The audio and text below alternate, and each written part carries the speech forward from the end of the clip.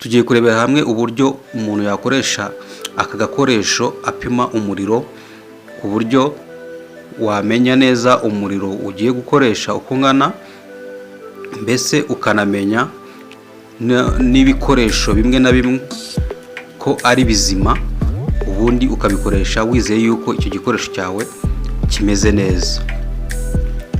Iyi ipima ikintu cyose kijyanye n'amashanyarazi, cyane cyane nka diode, resistance, igapima umuriro, amavolte runaka, ariko noneho kagira aho volte zigarukira mu gupima.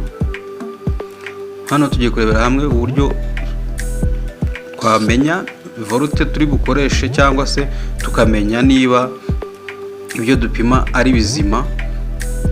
Turahera kuri volte.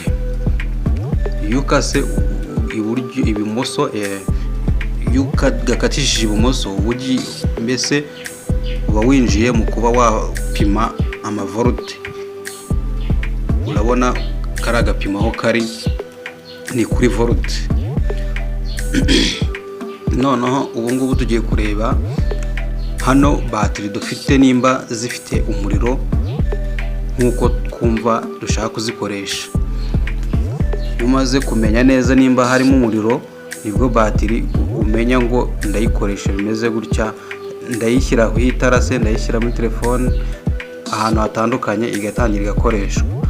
Hari n'iyo usanga itazongera no kwakira umuriro bitewe n'uburyo yenda yagizemo ikibazo, ariko iyo wayipimye umenya neza igisubizo cya nyacyo.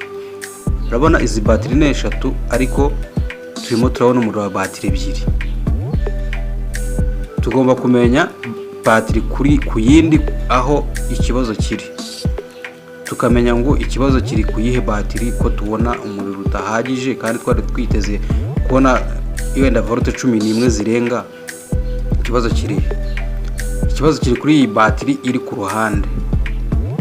Iyi batiri iri ku ruhande ntoya ifite umuriro muke. Urabona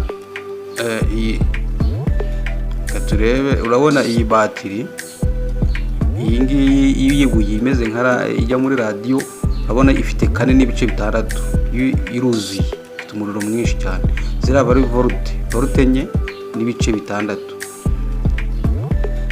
Wongeyeho n'iriya ya kabiri bikaba 7.8, wakongeraho n'iya gatatu n'ubundi bikaguma ari 7.8. Ni ukuvuga ngo iyi batiri yo ku ruhande yo ni ifite ikibazo, nta muriro na muke wibereyemo, yaragiye irakonoza neza, ifite 5, ifite ibice 5 byonyine. Ubwo hari iyo upimye uhita umenya ikibazo aho kiri, ukabasha no kuba wagikemura. Kwa kundi rero usuzumisha, wenda wifata ugahita ushyira ku rurimi kumva ngo umuriro urawumvamo gusa, ngo umuriro urimo.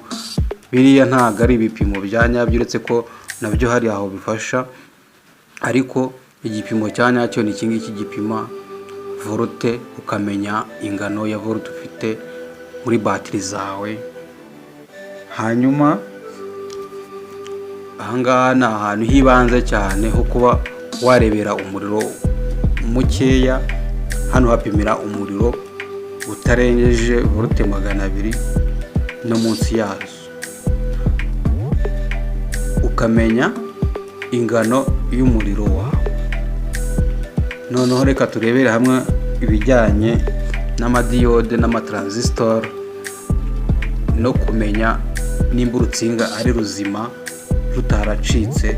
Hari ukuntu ucomeka urutsinga, hanyuma ugira ngo ucishemo umuriro urahurira ahandi hantu, hanyuma wacomeka wagera aho ushaka, mbese aho umuriro ugera ugasanga nta muriro ugerayo, kandi ubona urutsinga rwuzuye neza. Rero ikibitera kiba bituruka hagati mu rutsinga. Urabanza ugapima, ukareba ahantu ikibazo kiri muri urwo rutsinga mbere y'uko uruca. Uvuze ngo ugiye kuruca, wajya unaca n'ahantu urutsinga ari ruzima, ugasanga urutsinga rumaze uruca. Ariko kano karagufasha cyane kuba wamenya ahantu ikibazo kiri ku rutsinga. iyo upimye ugahuza neza n'aho urutsinga rutacitse karajwigira kagatanga impuruza, ni ukuvuga ngo aho haba ari hazima. Iyo ushyizeho urutsinga ukabona urutsinga mbese ntikajwigiriye ubihuje ku rutsinga ku mutwe wo hepfo n'uwa ruguru ntibijwigire, umenye ko hagati aho ngaho mu rutsinga harimo ikibazo. Icyo ukora rero ushakisha ahantu hari ikibazo kandi noneho udashwanyaguje urutsinga rwose, ukagerageza uburyo ureba ahantu haba hafite ikimenyetso cyatuma yenda kuba urwo rutsinga rwaba rwaracitse, akaba ariho ushakira icyo kibazo, ariko noneho upimisha aka kantu. Reka turebere hamwe uburyo wapima transistor izi zijya muri converter. Iyi ngiyi yongera umuriro wenda ufite nka batiri ushaka kongera umuriro wa 220 cyangwa na 240 kuzamura zirenga. Izi ni transistor zikora ibyo ngibyo. Ahangaha rero iyo uyipimye usanga iri hejuru ya 400 500, ubwo aba ari nzima.